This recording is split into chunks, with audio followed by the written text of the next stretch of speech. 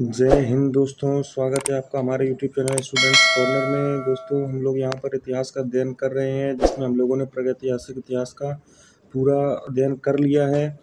दोस्तों, हमारा जो पहला वीडियो था इतिहास का परिचय, और ये समरी है प्रागैतिहासिक काल की। यह क्लर्क लेवल के लिए और पेट के लिए और जूनियर असिस्टेंट के लिए, इस टाइप के पेपर के लिए ये पर्याप्त होगा।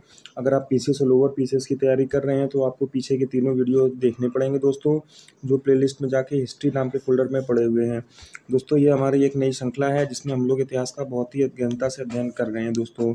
ठीक है दोस्तों, चलिए इतिहास करते हैं, शुरू करते हैं आज की वीडियो, जो हम लोगों की प्रागैतिहासिक काल पर विशेष होने वाली है। और इसमें इसके सभी पॉइंट्स को हम लोग समझ लेंगे तो क्लरिकल लेवल पर हम लोगों को किसी भी पेपर में कंपटीशन में समस्या नहीं होगी दोस्तों। ठीक है दोस्तों, आइए शुरू करते हैं आज की वीडियो। दोस्तों, प्रागैतिहासिक काल को प्रमुखतः तीन भागों में बांटा जा सकता है: पुरापाषाण काल, मध्य पाषाण काल और नवपाषाण काल। इसके बाद में दोस्तों लौ युग धातु युग प्रारंभ होता है, जिसमें तीन अन्य पार्ट होंगे जो जिसका अध्ययन हम लोग आगे करेंगे। इनमें दोस्तों इसका जो काल है दोस्तों, वो पुरापाषाण काल का अज्ञात काल से 8000 बीसी तक है। मध्य पाषाण काल का 8000 बीसी से 4000 बीसी तक है। नवपाषाण काल का 4000 बीसी से 2500 बीसी तक है दोस्तों। इसके बाद में हमारा आद्य ऐतिहासिक काल, ये सिंधु घाटी की सभ्यता का उदय माना जाता है दोस्तों। इस प्रकार इसे तीन भागों में विभाजित किया जा सकता है दोस्तों। इसको इंग्लिश में प्री हिस्टोरिक एज, इसको इंग्लिश में सॉरी दोस्तों एक सेकेंड, इसको इंग्लिश में pre historic period, proto historic period और हिस्टोरी पीरियड भी कहते हैं दोस्तों। इसके बाद में इसके अन्य नामों से अगर संबोधित किया जाए तो इसे पैलियोलिथिक, माइक्रोलिथिक और नियोलिथिक भी कहते हैं। पुरापाषाण को पैलियोलिथिक और मध्य पाषाण को माइक्रोलिथिक और नवपाषाण को नियोलिथिक के नाम से भी जाना जाता है दोस्तों। अब इनके प्रथम खोजकर्ता को देख लेते हैं दोस्तों। इनके जो प्रथम खोजकर्ता थे वो पुरापाषाण काल के रॉबर्ट ब्रूस रूट थे दोस्तों, जिन्होंने मद्रास में हैंडेक्स खोज निकाला था दोस्तों। और वहाँ से पुरापाषाण काल का प्रथम साक्ष्य प्राप्त हुआ। इसके बाद में नेक्स्ट है दोस्तों सीएल कालराइस, जिन्होंने मध्य पाषाण काल के उपकरण की प्रथम खोज की। नेक्स्ट है दोस्तों नवपाषाण काल में डॉक्टर प्राइमरोज, जिन्होंने नवपाषाण काल के उपकरण की सर्वप्रथम खोज की। ठीक है दोस्तों, इसके बाद में इसके प्रमुख स्थल दोस्तों देख लेते हैं, कहाँ कहाँ से हमें इनके साक्ष्य मिलते हैं दोस्तों। पहला है पुरापाषाण काल में दोस्तों। पुरापाषाण काल में सबसे प्रमुख विश्व प्रसिद्ध साइट जो है भीमबेटका, वो हमें पुरापाषाण काल की साइट है, वो हमें प्राप्त होती है, जो मध्य प्रदेश में स्थित है दोस्तों। इसमें सबसे पुराने मानव आवास हमें प्राप्त हुए हैं, और उससे भी इम्पोर्टेंट है मानव की प्रथम चित्रकारी प्राप्त हुई है, जिससे हमें उस समय के बारे में काफ़ी जानकारी मिलती है दोस्तों। यह भीमबेटका में स्थित है, मध्य प्रदेश में स्थित भीमबेटका स्थल पर साइट है दोस्तों, जहाँ पे हमें ये प्राप्त होता है दोस्तों। इसके बाद में नेक्स्ट है दोस्तों लोहदा नाला, यह उत्तर प्रदेश में है। यह प्रथम मातृ देवी की प्रतिमा हमें यहीं से प्राप्त होती है दोस्तों। यह अस्थियों द्वारा निर्मित थी। पहला जो मातृ देवी की प्रतिमा है जो हमें प्राप्त होती है, वह लोहदा नाला यूपी से प्राप्त होती है। यह अस्थियों द्वारा निर्मित प्रतिमा थी। ठीक है दोस्तों, नेक्स्ट है पल्लवरम, जहाँ से यह मद्रास में स्थित है, जहाँ से रॉबर्ट फ्रूट ने एक्स खोज निकाला था, हैंड एक्स खोज निकाला था दोस्तों, जिसकी अभी हम लोगों ने चर्चा की थी। ठीक है दोस्तों, नेक्स्ट है हथनौरा। हथनौरा मध्य प्रदेश की साइट है दोस्तों। हाथी के प्रथम साक्ष्य हमें यहाँ से प्राप्त हुए हैं, और कपाल जीवाश्म भी हमें यहाँ से प्राप्त हुए हैं दोस्तों हथनौरा से। नेक्स्ट है दोस्तों नेवासा चिरकी, यह महाराष्ट्र की साइट है। यह उच्च कोटि के उपकरण हमें यहाँ से प्राप्त हुए नेवासा चिरकी से दोस्तों। इसमें सबसे प्रसिद्ध साइट भीमबेटका, पल्लवरम और हथनौरा, ये तीनों साइट हमें जरूर याद रखनी चाहिए। नेक्स्ट है दोस्तों मध्य पाषाण काल। मध्य पाषाण काल में सबसे प्रसिद्ध साइट दोस्तों बागौर स्थित है। बागौर है दोस्तों, जो राजस्थान में स्थित है। यह भीलवाड़ा जिले में सबसे बड़ा मध्य पाषाण कालिक स्थल है दोस्तों। यह सबसे बड़ा स्थल है बागौर, जो मध्य पाषाण काल में अभी तक ज्ञात है। उन स्थलों में सबसे बड़ा स्थल बागौर है दोस्तों। और यहाँ पर मनका बनाने का प्राचीनतम साक्ष्य भी हमें प्राप्त हुआ है, इसलिए यह और इम्पोर्टेंट हो जाती है। इसकी दो प्रमुख खास बातें हैं दोस्तों। पहला कि यह सबसे बड़ा स्थल है मध्य पाषाण काल का। दूसरा, यहाँ पर मनका बनाने का हमें प्राचीनतम साक्ष्य हमें प्राप्त हुआ है। मनका मतलब मृदभांड, मिट्टी के बर्तन। ठीक है दोस्तों, इसके बाद में नेक्स्ट इसकी साइट है मध्यपाषाण काल की सराय नहर राय, यह यूपी में स्थित है। युद्ध में हत्या का प्रथम साक्ष्य हमें इसी काल से प्राप्त होता है दोस्तों। एक ही कब्र में 3 कंकाल के साक्ष्य भी हमें यहीं से प्राप्त होते हैं दोस्तों। और इसके बाद में मृतक संस्कार विधि भी हमें यहाँ से प्राप्त होती है दोस्तों। मृतक संस्कार जो होते थे उसके साक्ष्य भी हमें इसी स्थल से प्राप्त होते हैं दोस्तों। इसके बाद में है महदहा यूपी, यह भी यूपी की साइट है दोस्तों, महदहा की। यह प्रतापगढ़ के पास में स्थित है। यहाँ पर युगल समाधान का प्रथम साक्ष्य यहाँ से प्राप्त हुआ है। हड्डी व सीम के उपकरण व आभूषण भी यहाँ से प्राप्त हुए हैं दोस्तों, महदहा यूपी से। ठीक है दोस्तों। इसके बाद में आदमगढ़ एमपी में है दोस्तों। यह होशंगाबाद जिला में स्थित है और यहाँ पर पशुपालन का प्रथम साक्ष्य दोस्तों प्राप्त हुआ है आदमगढ़ से। ठीक है दोस्तों, जो भी महत्वपूर्ण साइट मुझे लगी मैंने उनको हाईलाइट कर दिया है दोस्तों, आप उनका अध्ययन कर सकते हैं। पंचमगढ़ी, यह भी मध्य प्रदेश में स्थित है दोस्तों। यहाँ से जम्बू द्वीप और डेरोथी द्वीप यहाँ से प्राप्त हुए हैं। ये दोनों शैलाश्रय हैं, ये दोनों द्वीप नहीं है दोस्तों, यह शैलाश्रय हैं, इन्हें द्वीप का नाम दिया गया है, जम्बू द्वीप और डेरोथी द्वीप। ठीक है दोस्तों। कुत्ता पालने का प्रथम साक्ष्य जो है वो बागौर से भी प्राप्त हुआ है और आदमगढ़ से भी प्राप्त हुआ है। इन दोनों जगह से हमें कुत्ता पालने के साक्ष्य प्राप्त हुए हैं दोस्तों। मिट्टी के बर्तन का प्राचीनतम साक्ष्य हमें चौपानी भांडों से हमें प्राप्त हुआ है। मिट्टी के बर्तन का जो प्रथम साक्ष्य हमें प्राप्त हुआ है वो चौपानी भांडों से दोस्तों प्राप्त हुआ है। यह स्थल का नाम याद रखेंगे। सांभर झील में सर्वप्रथम वृक्षारोपण का हमें साक्ष्य मिलता है दोस्तों। सांभर जो झील है वहाँ से हमें वृक्षारोपण का सर्वप्रथम साक्ष्य हमें प्राप्त होता है। एक सेकंड दोस्तों। इसके बाद में इसके स्थल समाप्त हो गए। मध्यपाषाण काल इनके महत्वपूर्ण जो स्थल थे वो मैंने इसमें ले लिए हैं दोस्तों। इस तरह से इसमें हो गए 5 स्थल प्रमुख, बागौर, सराय नाहर राय, महदहा और आदमगढ़ और पंचमगढ़ी। ठीक है दोस्तों। इसके बाद में नवपाषाण काल के स्थलों का हम अध्ययन करेंगे। इसमें से पहला है मेहरगढ़ जो बलूचिस्तान पाकिस्तान में है। पहला है मेहरगढ़ जो बलूचिस्तान पाकिस्तान में है। दूसरा है इसकी खासियत है दोस्तों, यहाँ पर प्राप्त साक्ष्य दोस्तों कि यहाँ पर कृषि के प्रथम साक्ष्य यहाँ से प्राप्त हुए हैं दोस्तों। स्थायी जीवन के प्रमाण भी हमें यहाँ से प्राप्त होते हैं दोस्तों। मेहरगढ़ से हमें स्थायी जीवन के प्रमाण प्राप्त होते हैं। यहाँ पर मनुष्य स्थायी रूप से रहने लगा था और यहाँ पे कृषि के भी हमें प्रमाण प्राप्त होते हैं दोस्तों। इसी प्रकार से नेक्स्ट है कोल्डीवा, यह भी महत्वपूर्ण साइट है दोस्तों। यह यूपी में स्थित है, इलाहाबाद के पास। यहाँ से कृषि के हमें 6500 ईसा वर्षों पूर्व के साक्ष्य हमें प्राप्त हुए हैं। यहाँ जो साक्ष्य मिले हैं कृषि के वो चावल के मिले थे दोस्तों। नेक्स्ट है दोस्तों लेवरा देव भी यूपी में स्थित है दोस्तों। संत कबीर नगर, यहाँ से चावल के साक्ष्य हमें 8000 से 9000 वर्ष पूर्व मिले हैं दोस्तों। पहले जो खोज हुआ स्थल था वो था कोल्डीवा, जहाँ से हमें चावल के सबसे पुराने साक्ष्य मिले थे खेती के। तो हम लोगों ने इसे प्राचीनतम साक्ष्य की संज्ञा दे दी। कई एग्जाम में इसे पूछा भी गया, लेकिन इसके बाद में कुछ समय बाद लेवरा देव की खोज हो गई, जिसके कारण यह प्राचीनतम साक्ष्य हो गया। वर्तमान स्थिति में यह प्राचीनतम साक्ष्य है प्राप्त कृषि स्थल का। यहाँ से खेती के साक्ष्य 8000 से 9000 वर्ष पूर्व के हैं दोस्तों। इसके बाद में नेक्स्ट है दोस्तों मगहरा, यह यूपी में स्थित है। पशुबाड़ा यहाँ से प्राप्त हुआ है दोस्तों और जौ की खेती प्राप्त हुई है। और गोलाकार झोपड़ी, मतलब जो झोपड़ी का गोलाकार आकार होता है उस प्रकार का घर बनाने का स्थल हमें यहाँ से प्राप्त हुआ है दोस्तों। इस प्रकार हमने नवपाषाण काल के स्थलों का भी अध्ययन कर लिया दोस्तों। एक बार हम लोग रिवाइज करेंगे। पुरापाषाण काल का जो प्रमुख स्थल है वो है भीमबेटका, जहाँ से हमें उचित मानव की प्रथम चित्रकारी प्राप्त होती है, सबसे पुराने आवास प्राप्त होते हैं। और पल्लवरन जहाँ मद्रास में है, जहाँ से रॉबर्ट फ्रूट ब्रूस ने हैंडेक्स खोज निकाला था सर्वप्रथम और सबसे पुराना स्थल है दोस्तों पुरापाषाण काल का। तीसरा है दोस्तों हथनौरा जो मध्य प्रदेश में स्थित है। यह प्रथम साक्ष्य हाथी के प्राप्त हुए दोस्तों। और मानव कंकाल का सर्वप्रथम साक्ष्य यहाँ से प्राप्त हुआ है दोस्तों, मानव जीवाश्म का। ठीक है दोस्तों। इसी प्रकार से मध्यपाषाण काल में बागौर राजस्थान में है दोस्तों। यहाँ पर सबसे बड़ा स्थल है मध्यपाषाण काल का और यहाँ से हमें मानव का प्राचीनतम साक्ष्य प्राप्त हुआ है दोस्तों। महदहा में जो यूपी में स्थित है, यहाँ से युगल समाधान के हमें साक्ष्य प्राप्त हुए हैं। हड्डी व सींग के उपकरण व आभूषण प्राप्त हुए हैं। आदमगढ़ से जो एमपी में है, होशंगाबाद जिले में, यहाँ से पशुपालन का प्रथम साक्ष्य प्राप्त हुआ है दोस्तों। क्वेश्चन आएगा कि पशुपालन का प्रथम साक्ष्य हमें कहाँ से प्राप्त हुआ है या किस काल में प्राप्त हुआ है। तो अगर कहाँ से प्राप्त हुआ है तो आदमगढ़, किस काल में प्राप्त हुआ है तो दोस्तों मध्य पाषाण काल, सॉरी।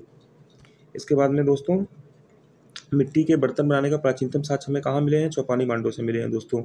ये दोस्तों थोड़ा सा ध्यान रखने वाला है कि हमें मनका बनाने का प्राचीनतम साक्ष्य जो मिला है, ठीक है, यहाँ मनका बनता था दोस्तों, और जो हमें प्राचीनतम साक्ष्य मिले हैं वो हमें मिले हैं यहाँ चौपानी मांडो में दोस्तों, ठीक है। सांबर झील में प्रथम वृक्षारोपण का प्रमाण हमें मिला है दोस्तों, सांबल झील राजस्थान के पास दोस्तों, ठीक है दोस्तों। इसके बाद में नवपाषाण काल में मेहरगढ़ जो बलूचिस्तान पाकिस्तान में स्थित है दोस्तों, यहाँ पर कृषि का प्राचीनतम साक्ष्य हमें प्राप्त होता है। कोलडीवा जहाँ पर इलाहाबाद में स्थित है, यहाँ पर चावल के हमें प्राचीनतम साक्ष्य प्राप्त होते हैं कृषि के, जो 65,000 वर्ष ईसा 6500 वर्ष ईसा पूर्व के हैं दोस्तों। कोलडीवा यूपी में संत कबीर नगर में है, जो यहाँ पर चावल की खेती 1000 से 9000 ईसा वर्ष पूर्व साक्ष्य प्राप्त होते हैं दोस्तों, ठीक है दोस्तों। तो हम लोगों ने नवपाषाण काल के स्थलों का अध्ययन कर लिया। अब दोस्तों हम लोग देखते हैं महापाषाण कालीन संस्कृति। महापाषाण कालीन संस्कृति दक्षिण भारत की पाषाण कालीन संस्कृति को महापाषाण संस्कृति कहा गया दोस्तों। इसका उदय 1000 ईसा वर्ष पूर्व माना जाता है दोस्तों। इसका अन्य नाम मेगालिथ भी है दोस्तों, इसे मेगालिथ भी कहते हैं, ठीक है दोस्तों, यह भी याद रखेंगे दोस्तों। नेक्स्ट पॉइंट है दोस्तों प्रागैतिहासिक काल, अद्यैतिहासिक काल और ऐतिहासिक काल। प्रागैतिहासिक काल, अद्यैतिहासिक काल और ऐतिहासिक काल तीनों के साक्ष्य हमें मेहरगढ़ पाकिस्तान से प्राप्त होते हैं दोस्तों। मेहरगढ़ ऐसा स्थल है जहाँ पे हमें तीनों काल के साक्ष्य प्राप्त होते हैं दोस्तों। इसके बाद में नेक्स्ट है दोस्तों लौह युग। यहाँ दोस्तों ये मिस्टेक है, ये लौह युग ना होकर के धातु युग यहाँ पे होगा दोस्तों, ये हम नोट कर लेंगे, धातु युग, ठीक है दोस्तों। धातु युग को 3 प्रमुख भागों में बांटा जा सकता है, ताम्र पाषाण युग, कांस्य युग और लौह युग। ताम्र युग और कांस्य युग और लौह युग दोस्तों, इस प्रकार से 3 प्रमुख भागों में बांटा जा सकता है दोस्तों। ताम्र युग में नवपाषाणकालीन व अर्धैतिहासिक काल के साक्ष्य की संस्कृति मिलती है दोस्तों, के मध्य की जो संस्कृति है उसे ताम्र युग कहा गया। यह नवपाषाण काल जब अंतिम चरण में था और कांस्य युग का उदय नहीं हुआ था, जब अर्धैतिहासिक काल का प्रारंभ नहीं हुआ था, उसके और नवपाषाण काल के मध्य की जो संस्कृति है उसे ताम्रयुग कालीन कहा गया दोस्तों, यह उसके मध्य स्थित है दोस्तों। इसी प्रकार सिंधु घाटी सभ्यता की कालीन की संस्कृति को कांस्य युग दोस्तों कहा गया। वैदिक युग कालीन संस्कृति को दोस्तों लौह युग कहा गया दोस्तों, ठीक है दोस्तों। हमने धातु युग के कालों का युग देख लिया दोस्तों। नेक्स्ट है इनके आवास। जो ताम्रपाषाण युग था, इसमें आवास जो हुआ करते थे वो कच्चे हुआ करते थे। कांस्य युग में यही आवास पक्के होने लगे थे और लौह युग में ये आवास भी पक्के थे, ठीक है दोस्तों। इसके बाद में ग्रामवासी हुआ होती थी। ताम्रपाषाण कालीन सभ्यता ग्रामवासी होती थी। कांस्य युग में यह सभ्यता नगरवासी और ग्रामीण दोनों प्रकार की होने लगी थी। लौह युग में भी यह दोनों प्रकार की हुई थी, ग्रामीण और नगरीय सभ्यता, ठीक है दोस्तों। नेक्स्ट है लिखने की कला। ताम्रपाषाण युगीन लोग नहीं जानते थे और कांस्य युग में लिपि का जो था वो आविष्कार तो हो गया था, लेकिन उस लिपि को आज तक पढ़ा नहीं जा सका है दोस्तों। और लौह युग में लिखे हुए जो साक्ष्य हमें प्राप्त हुए हैं उन्हें पढ़ लिया गया दोस्तों। इसके बाद में ताम्रपाषाण कालीन युग की जो ईंटें थी वह कच्ची थी, एक कुछ ईंटें अपवाद स्वरूप हमें प्राप्त होती है दोस्तों। और कांस्य युग में हमें पक्की ईंटों के साक्ष्य प्राप्त हुए हैं और लौह युग में भी हमें पक्की ईंटों के साक्ष्य दोस्तों प्राप्त हुए हैं। इसके बाद में ताम्रपाषाण युग में दोस्तों जो इसका प्रथम साक्ष्य था वो मद्रास में 5000 वर्ष ईसा पूर्व अतिरंपकम से हमें प्राप्त हुआ है दोस्तों। और इसमें प्राप्त क्या हुआ है? तांबे की कुल्हाड़ी, ठीक है दोस्तों। इसके बाद में नेक्स्ट है कांस्यकालीन सभ्यता के जो हमें साक्ष्य वो सिंधु घाटी सभ्यता से प्राप्त होते हैं दोस्तों। और इसके बाद में लौह युग में हमें जो जिसके साक्ष्य हैं वह एशिया माइनर तुर्की जनजाति ने हिट्टाइट जनजाति ने 2000 वर्ष ईसा पूर्व लगभग लोहे की जो खोज की थी वो की थी, और भारत में यह 1000 वर्ष ईसा पूर्व प्रारंभ हुई, ठीक है दोस्तों। तो ये हमने उनके साक्ष्य देख लिए, तांबे के और कांसे के और लोहे के, ठीक है दोस्तों। यह यहाँ तक हमारा पिछला जो हमने पढ़ाया उसका रिवीजन था दोस्तों। आइए दोस्तों अध्ययन करते हैं हम लोग पृथ्वी का भौगोलिक इतिहास। इसका अध्ययन हम लोग पहले भी कर चुके हैं, यह सिर्फ रिवीजन के लिए दोस्तों। कैम्ब्रियन पूर्व युग इसके उसको पृथ्वी के भौगोलिक इतिहास को 4 प्रमुख भागों में विभाजित किया जा सकता है। पहला है कैम्ब्रियन पूर्व युग, दूसरा है पैलियोजोइक युग, तीसरा है मेसोजोइक युग और चौथा है सीनोजोइक युग। ये रहा सीनोजोइक युग। ठीक है दोस्तों, इसको हमें अध्ययन करना है। पहला है कैम्ब्रियन पूर्व युग। पृथ्वी का जन्म व पुरानी चट्टानों का निर्माण हमें कैम्ब्रियन पूर्व युग में मिलता है दोस्तों। इसके बाद में पैलियोजोइक युग, जिसे 6 प्रमुख भागों में विभाजित किया जा सकता है, जिसमें से पहला है कैम्ब्रियन, दूसरा है ऑर्डोविशियन, तीसरा है सिल्यूरियन, चौथा है डेवोरियन, पांचवा है कार्बोनिफेरस और छठवां है पर्मियन। ठीक है दोस्तों, इस प्रकार से इसे 6 प्रमुख भागों में विभाजित किया जा सकता है। एक बार फिर से देखते हैं दोस्तों, कैम्ब्रियन, ऑर्डोविशियन, सिल्यूरियन, डेवोरियन, कार्बोनिफेरस और पर्मियन। ठीक है दोस्तों, इस प्रकार से इसे 6 प्रमुख भागों में विभाजित किया जा सकता है। इसमें से पहला भाग है कैम्ब्रियन। कैम्ब्रियन में दोस्तों, कैम्ब्रियन जो युग था, इसमें भारतीय विघ्न चट्टान और धारवाड़ पहाड़ी का उदय हुआ दोस्तों। ठीक है, आर्डोविजियन में दोस्तों मेरुदंड वाले जीवों का विकास हुआ। इसके बाद में नेक्स्ट है दोस्तों सेल्यूरियन। सेल्यूरियन का युग में दोस्तों फेफड़ों वाले जीव, मछलियों का जन्म हुआ दोस्तों, गिल्स का। ठीक है दोस्तों, तो सेल्यूरियन काल में फेफड़ों वाले जीव और मछलियों का उदय हुआ। डिबोरियन में दोस्तों जलीय व स्थलीय जीवों का उदय हुआ।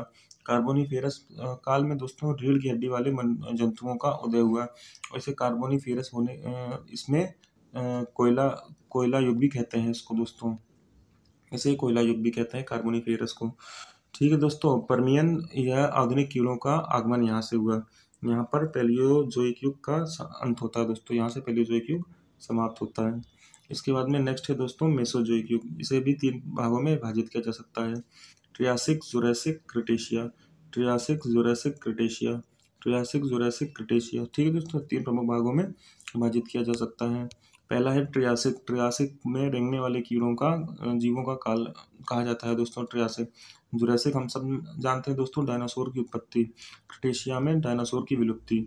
जुरासिक में डायनासोर उत्पन्न हुए और क्रिटेशिया में जाके समाप्त हो गए दोस्तों। ट्रियासिक दोस्तों रेंगने वाले जीवों का काल है दोस्तों।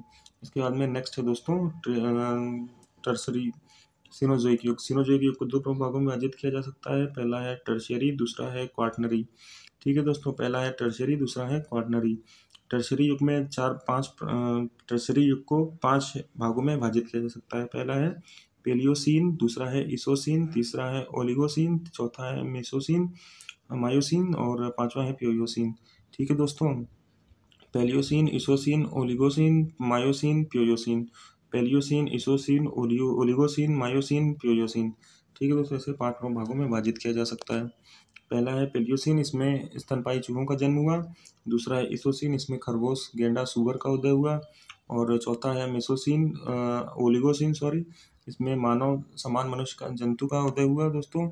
इसके बाद में है मायोसीन, इसमें वन मनुष्य का उदय हुआ दोस्तों।